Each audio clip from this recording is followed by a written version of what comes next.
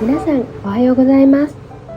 旅の19日目はベトナム北中部のクアンビン省に滞在しています。この地域には世界遺産のウォンニャケバン国立公園があります。ホテルから約 50km も離れているため、訪れる場合は応援パス必要とのことで、今回は見送ることにしました。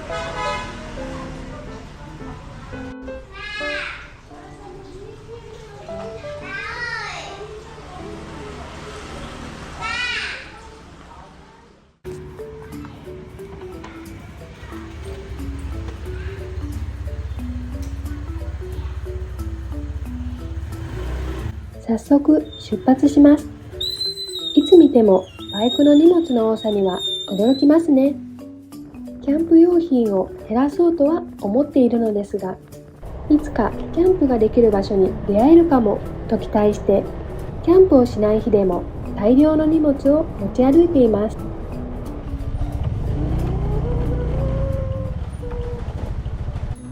さて、今朝はお腹が空いて、ちょうど見つけたお店で朝ごはんをいただきました。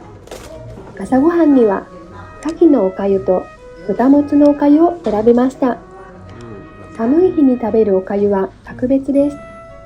それにしても、なぜダラットにはおかゆ屋さんより鍋屋さんが多いのかと考えました。鍋屋さんの方が客単価が高いからかもしれませんね。ちなみにクアンビン省では朝ごはんという言葉の発音がどこか重く感じました。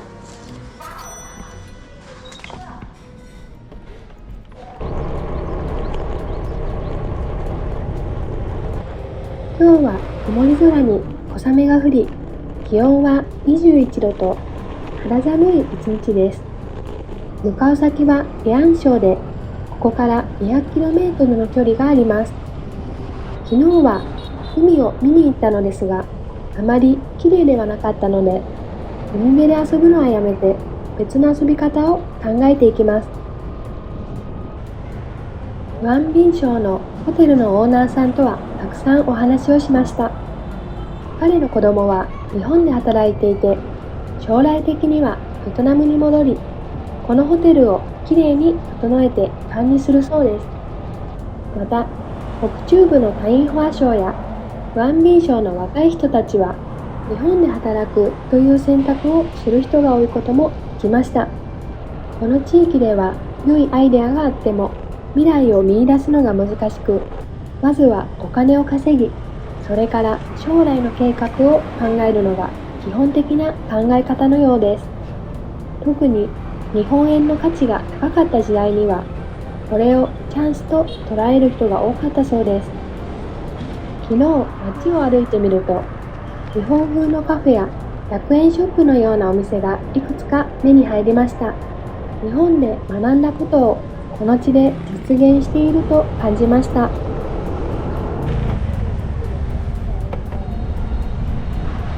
Đây chắc có quán cà phê à, cái này chiêu chiêu. Giờ đây anh mất em rồi.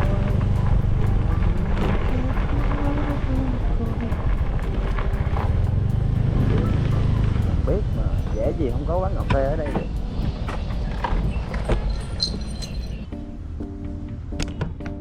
2時間ほどバイクを走らせて、体は疲労感でいっぱいですが、残念ながら特に綺麗な景色には出会えませんでした。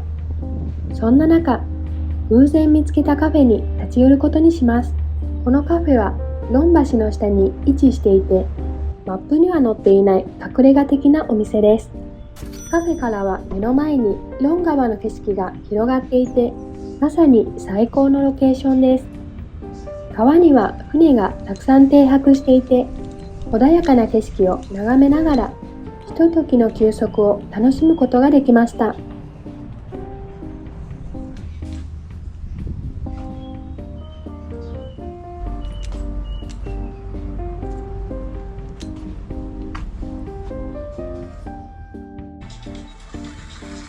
昼食には鉄板バインミーをいただきました。熱々の鉄板の上で焼かれる牛肉と目玉焼き、それをバインミーに挟みながらソースと一緒に楽しむ料理です。この料理に使われる亀の形をした鉄板はベトナムではよく見られるものです。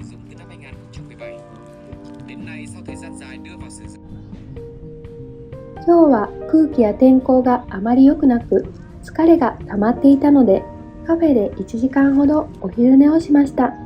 旅の中で無理せず休むのも大切だと改めて感じます。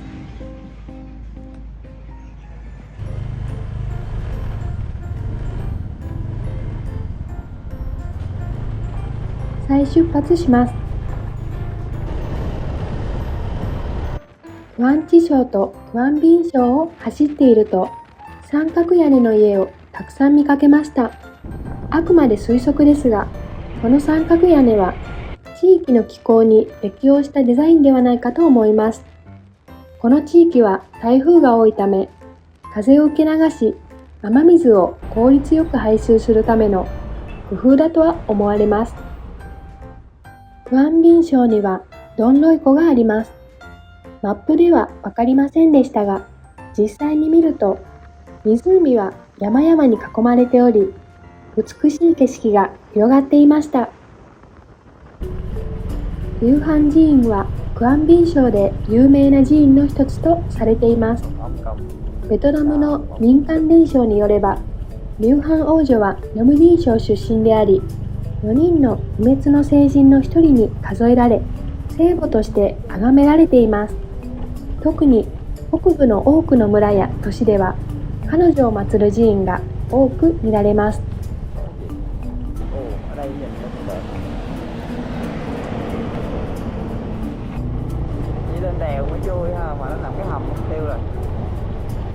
さらに進むと、トンネルを通過し、省の境界線を越えて、クアンビン省からハティン省に入りました。ちなみに、トンネルの中では、携帯の電波も届きませんでした。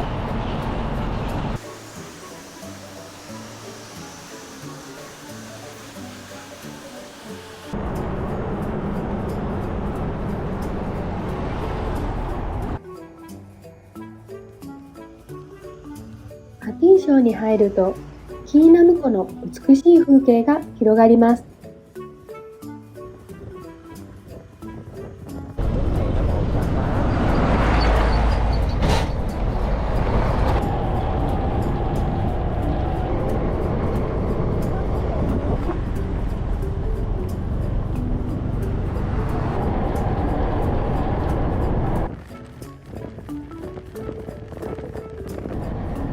他の地域では風車や山を見かけることがありましたが、ハティン省ではたくさんの電波塔を目にしました。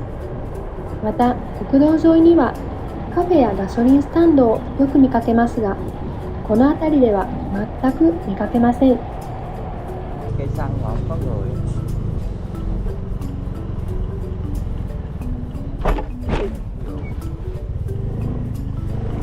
ガソリンを入れようとガソリンスタンドに立ち寄ったものの営業していませんでした。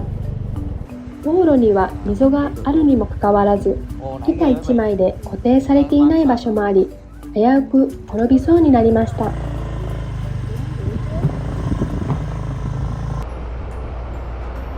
今回は国道1号線を走っていますが、特にこの辺の国道は大型トラックがほとんどで、バイクにはあまり適していません。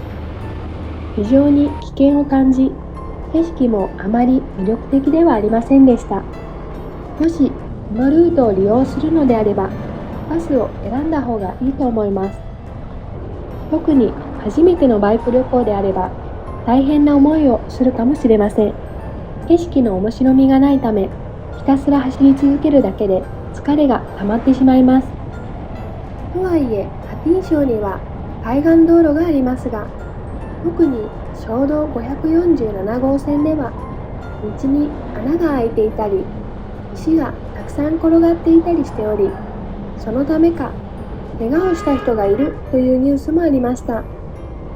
最近2024年12月に道路の補修が行われたばかりで、この地域は毎年雨や嵐、洪水の影響を大きく受けており、維持や修繕には多額の費用がかかるとのことです。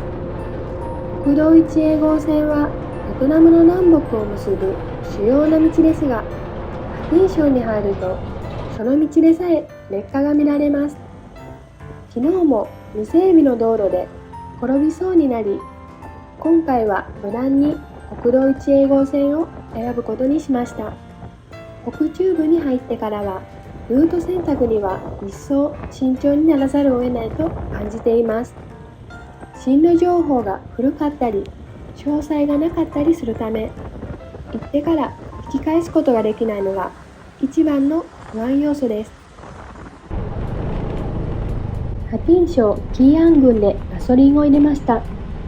ガソリンスタンドが反対車線にあったり営業していなかったりで、ようやく見つけることができました。このガソリンスタンドはかなり大きくて、トイレにはシャワー室まで完備されています。コーヒーとコーラが混じったような味で、正直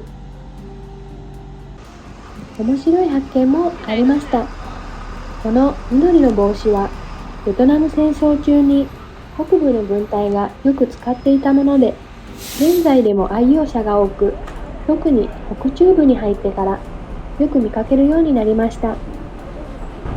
観光バスが給油する間に乗客がぞろぞろと降りてきて、みんなお手洗いに向かいます。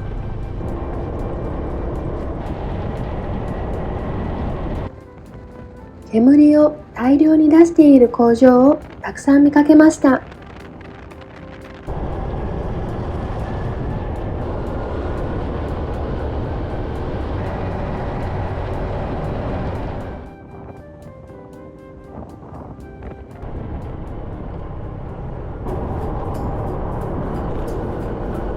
ティン省カムスエン郡にいます。少し発展していますね。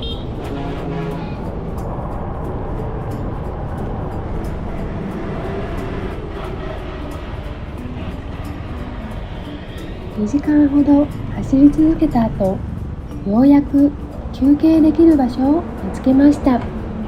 Đúng rồi, tới đây đi xe máy xa xa đi tới đây là ăn cu đơ luôn á. Cu đơ đây là ngon nhất đấy. Tự làm đấy. Tự làm á hả? Dạ.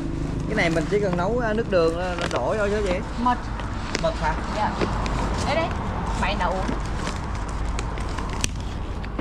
空洞菓子というハティン省の特産品も見つけました。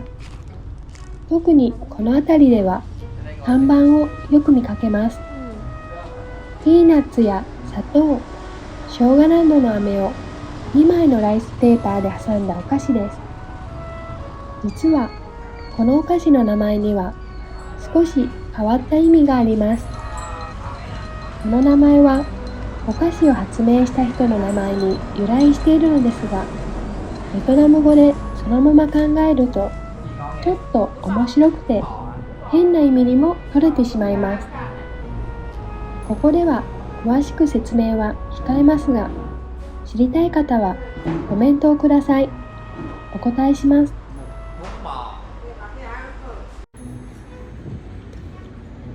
北部の名物料理にはうなぎの春雨やスープがあり、ハティン省の国道沿いにもたくさん見かけました。日本ではうなぎを使った料理はどれも美味しいというイメージが強いですよね。しかしベトナムでいううなぎはタウナギです。形は似ていますが、色やサイズ、肉質、味が異なります。日本でしか見られないうなぎもありますね。ベトナムではうなぎ目の魚がいて、これが日本のうなぎに一番近いです。ベトナム人でもあまり知られていません。太くて大きな魚で、市場で売られているうなぎは小さくても1キロ以上あります。私の家では丸ごと1匹を買ってさばいてかば焼きにして食べることが多いです。うなぎに関する話は奥深く、まるで小説に出てきそうな話がたくさんあります。うなぎは成長に何十年もかかり、産卵のために何千キロも移動しますが、その全工程は完全には解明されていません。すべての謎を解き明かすことができなくても、その過程こそが最も意味のあることです。今の私たちの生き方にも通じるものがありますね。お昼ご飯を食べてしっかり休憩したので、また旅を続けます。 Đi lung vinh luôn. 国道1号線を走っていて、まっすぐ進んでハティン市を通過すると思っていましたが、なぜかマップは左側の道を示していました。回り道のルートを示される理由がずっと疑問でしたが、その理由はすぐに分かりました。国道沿いとはいえ、ハティン市に入ると信号がたくさんあり、車も多くて進むのが遅くなることが分かりました。まるでサイゴン一区のように、少し進むとすぐに信号に出会います。しかし市内ではトラックより車の方が多く目立ちました。ショートのハティン市は小さな普通の町です。私の携帯の電波は 3G しか受信できませんでした。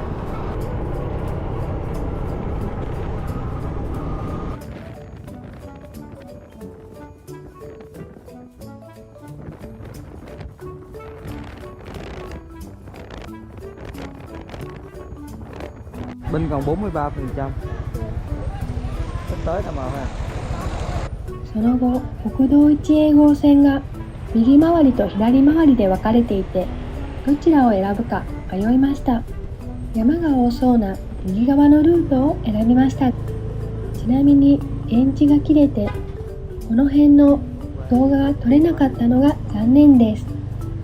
GoProをバイクにつけて走行していると、電池の残量に気をつけないといつの間にか電池が切れてしまうことがよくあります。写真だけは少し残っていました。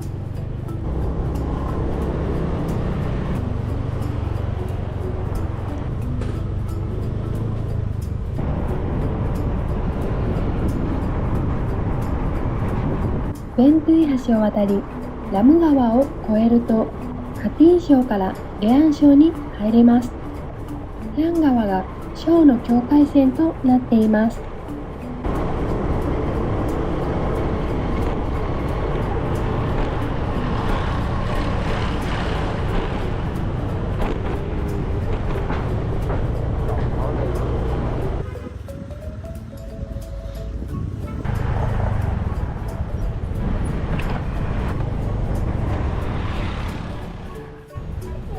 ところで、こちらのバイクの座り方ですが、太ももの筋肉とバランス感覚が必要で、スマホを触りながら軽々とこなす女性たちを見て、すごいなぁといつも思います。レアン省の省都ビー市に到着しました。ここは北中部の中心都市として非常に発展している場所です。夕日はとても綺麗で、人々も多く、車もたくさん走っています。ベトナムでは車が非常に高価であるため、車の多い町はお金持ちが多い町とも言えるでしょう。少し休憩したくなり、カフェに入りました。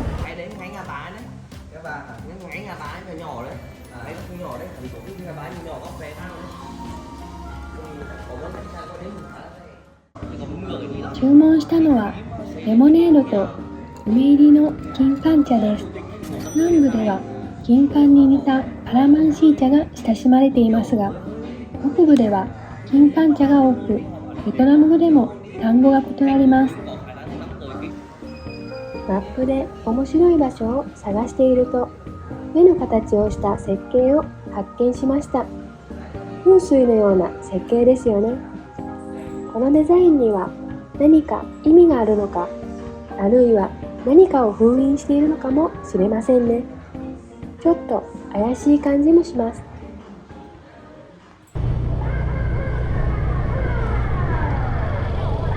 ビン市に入って思ったことは、道の名前がサイゴン一区と非常に似ていることです。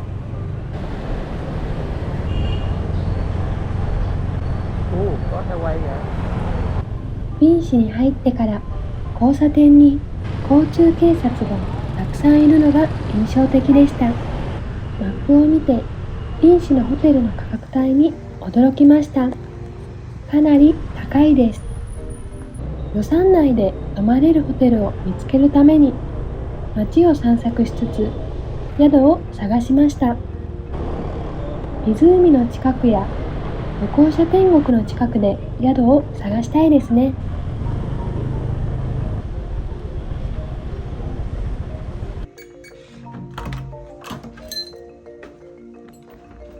最終的には立地と予算にぴったりの宿を見つけたので、今日はこのホテルに泊まることに決めます。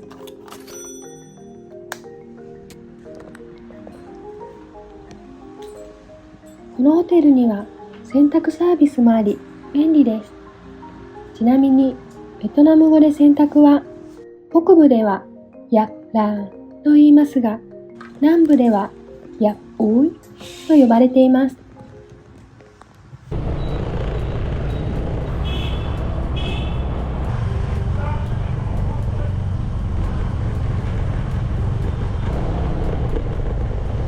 夕方に見かけたお店を夜にもう一度探して30分かけてついに見つけることができました。小豚の丸焼きです。見た目からしてとても美味しそうです。焼き上がった小豚はカリカリの皮で肉厚でジューシーです。良い匂いが食欲をそそり、小豚の丸焼きは本当に美味しかったです。ただ値段は少し高めです。今回は控えましたが、ビールと小豚の丸焼きの組み合わせはきっと最高だったでしょう。小豚ちゃんごめんね。ありがとう。お腹いっぱいになって元気をもらえたので、また旅を続けることができます。疲れが吹っ飛びました。ベトナム南北では言葉に違いがあることも面白いです。例えば南部ではピーナッツをラオポンと呼びますが、北部ではラと言います。同様に豚のことを南部ではヘオ、北部ではロンと呼びます。北部に来た今は単語を切り替えないといけないですね。それではまた明日。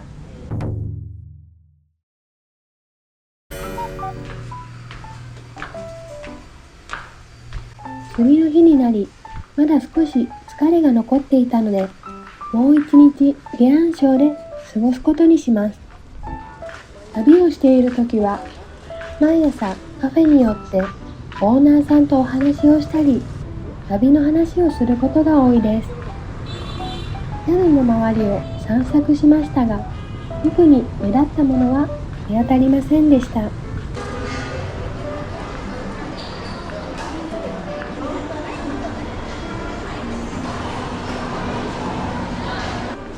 ビンセンターに立ち寄ってみましたが、カフェがいくつかある程度でした。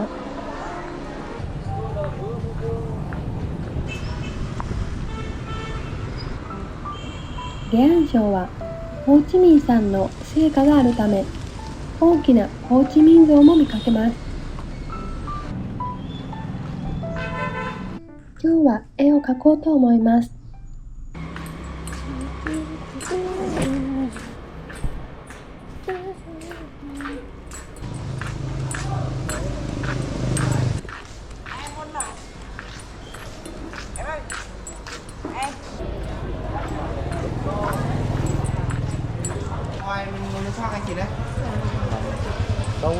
Ở đây được không? Nhà đây mùi nào? Các bạn đây được. Bàn này không được không? Được. Ở ngoài đây này, em nghe Chỗ xúc là. vào. Ở bên này nó nhiều người quá.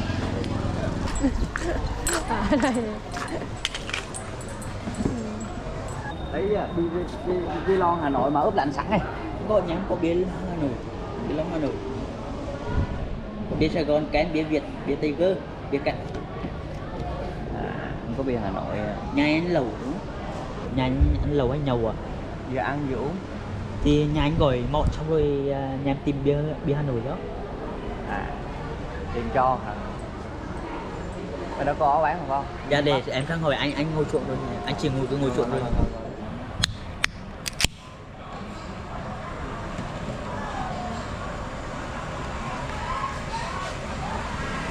Toàn là thế. Thế tôm xả cái này cà chua. Có gì vậy?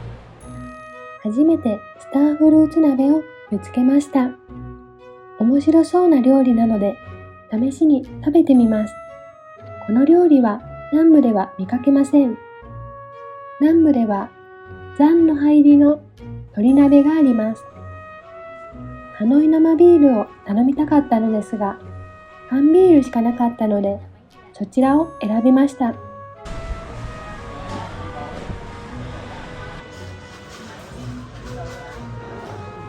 鶏の白子も食べてみました。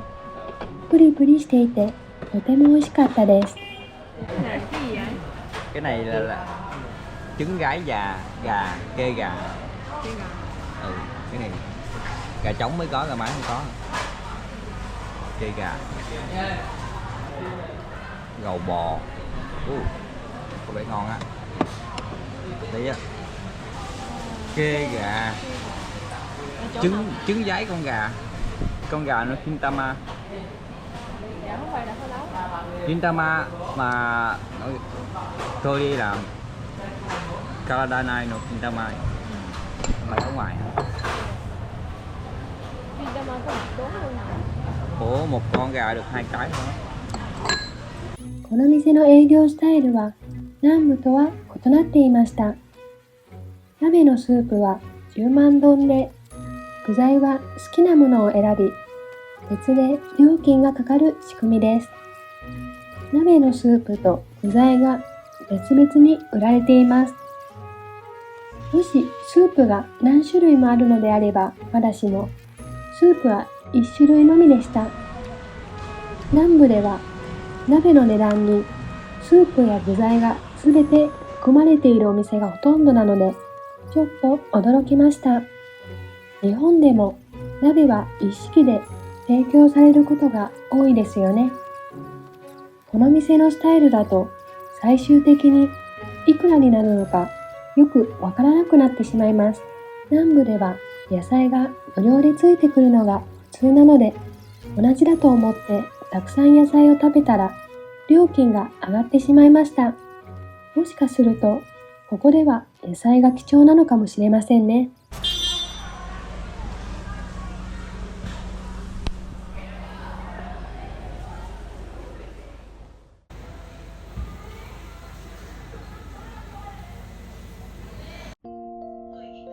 夜はインスタント麺をいただきました。北中部に入ってから朝から雨模様、曇り空が広がっていて、走行距離も長く、少しずつ体力が削られているのを感じます。そんな日には無理せずインドアで過ごすのが一番ですね。明日も良いことがありますように。皆さんおやすみなさい。ミッドライフキャンパスからお知らせです。ホーチミン市内でお困りごとはございませんか？ぜひメールにてご連絡ください。高評価、チャンネル登録をよろしくお願いします。ご視聴ありがとうございました。